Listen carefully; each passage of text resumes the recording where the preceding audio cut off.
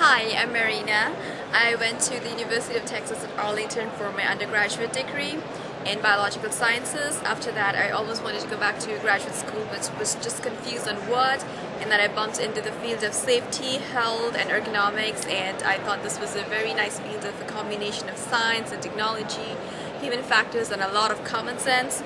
And then I found this great program at Texas A&M University, so right now I'm enrolled in Masters of Public Health and Occupational Safety and Health, and will be graduating this May of 2015. Is this your first Applied Ergo Conference? Yes, this is my first time in here. What drew you to this conference? I was introduced to this conference through my professor, Dr. Mark Benton at Texas A&M, and this was a great opportunity because I could volunteer for the conference, and they would waive my registration fees, which is always good for a student. So I came here as a volunteer, student volunteer, and now I'm here meeting with people from companies, Fortune 500 companies, and all sorts of other companies in other fields.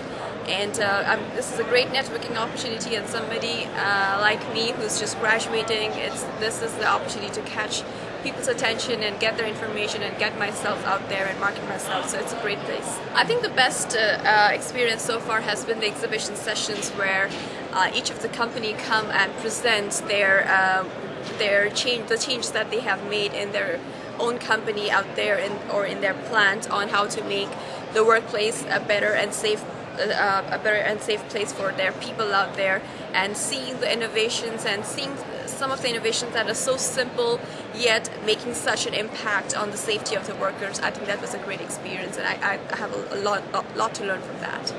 My name is Edgar. I'm an assistant professor at Florida International University, Department of Physical Therapy. Is this your first AEC conference? Yes, it is my first one.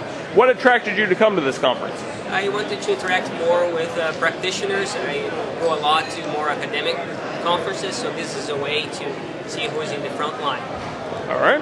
Tell us a little bit about your research. This studies about rocky bottom shoes, so those shoes that have a round bottom. And we were looking at their effects on low back pain. People were saying that sometimes they help to reduce their back pain, but there is not much research on it. So we gave these shoes to nurses that had similar levels of back pain at the baseline. Some got it, some didn't, and we followed them over time. And we see that indeed those that were wearing the shoes over 6 weeks had a significant reduction on their pain levels. I'm Magnis. I'm originally from Charleston, South Carolina, and Devon in the UK. But I'm currently in Seattle, University of Washington. And this study was conducted at University of Washington, obviously. All right. Is this your first Applied Ergo Conference? This is the first time I've made it out to this conference. And what have you enjoyed most? What has been your favorite activity so far? I've really enjoyed some of the roundtable sessions, as well as some of the sessions when people are talking about their projects, with the questions and answers afterwards, of course. Okay. Tell us a little bit about your research. So this was a rotation project that was a part of a larger study with 400 janitors in the greater Seattle area. It was looking at the health effects of work speed up with janitors, and it was also comparing unionized versus non-unionized, comparing the work setting as well as the company that they actually worked for. Because it was done primarily through questionnaires, we wanted to see whether the estimates of time that they reported for each task were accurate or not. Since we were following the people for the entire work shift, though, that we might as well go ahead and be able to describe the risk factors of each task they did.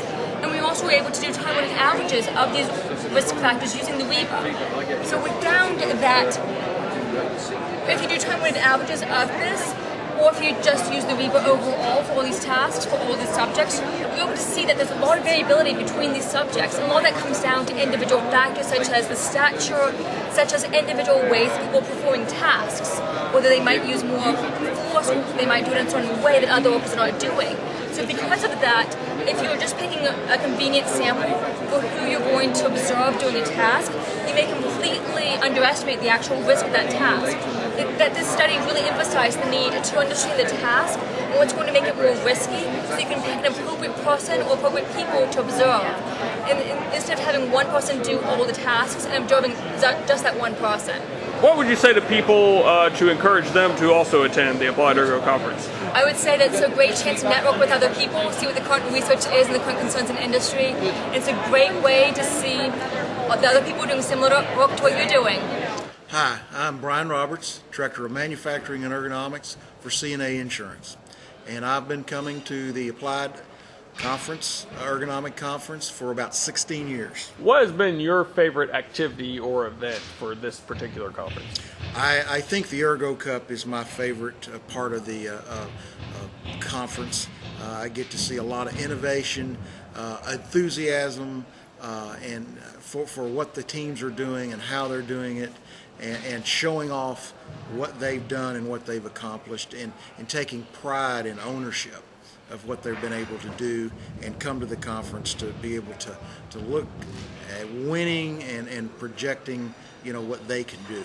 I think actually this year, I think I've heard more talk about the Ergo Cup and the innovation that they've seen, and I think the other thing is kind of coming from different countries and different areas of the world, and coming to the United States and getting to come here and show off what they can do.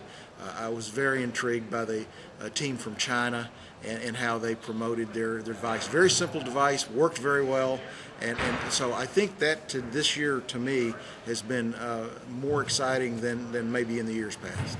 So you fit the spectrum from just an attendee to someone who has helped plan this conference. What would you tell someone who works in ergonomics or human factors or safety? What would you tell them to encourage them to come to this conference? I would go back to what we say about the practitioners. If you're a practicing ergonomist or learning to be as a student, because we want to get new young people into this conference, I think you can come and exchange ideas and concepts and hear ideas, concepts, and solutions, business solutions that have worked, not only to reduce risk factors, but also to affect bottom line profitability, throughput, and I think you can take back the 2 or 3 things out of the conference that you can take back to your plant, to your people, and really implement and show change, and gain trust and confidence from your plant and your situation. And there are so many different type of individuals here that really begin to show different ways of achieving these kind of business solutions, all the way from in a plant setting to office ergonomics. So it really is an area that you really want to think about coming and gaining ideas and concepts.